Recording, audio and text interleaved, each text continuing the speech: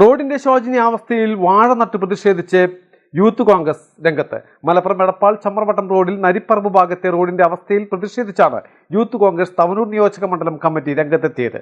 സംസ്ഥാന youth Congress secretary TM മനീഷാണ് പ്രതിഷേധം ഉദ്ഘാടനം ചെയ്തത്.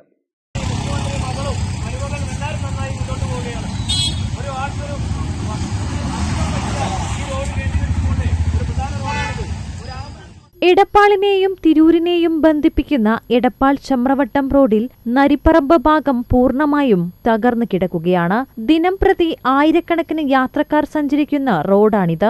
ഇതോടെയാണ് റോഡിന്റെ ശോചനീയാവസ്ഥയിൽ പ്രതിഷേധിച്ച് യൂത്ത് കോൺഗ്രസ് പ്രതിഷേധ സൂചകമായി വാഴ റോട്ടിൽ നട്ടത്. തവനൂർ നിയോജക മണ്ഡലം കമ്മിറ്റിയുടെ നേതൃത്വത്തിലായിരുന്നു സമര പരിപാടികൾ. സംസ്ഥാന youth Congress secretary TM Manish ഉദ്ഘാടനം ചെയ്തു. സ്ഥലം MLAക്ക് ഇനി തിരഞ്ഞെടുപ്പ് രാഷ്ട്രീയത്തിൽ ഭാവി ഇല്ലാത്തതുകൊണ്ടാണോ ഇത്തരം വിഷയങ്ങളിൽ ഇടപെട്ട് പരിഹാരം കാണാത്തതെന്ന് മനീഷ് ചോദിച്ചു.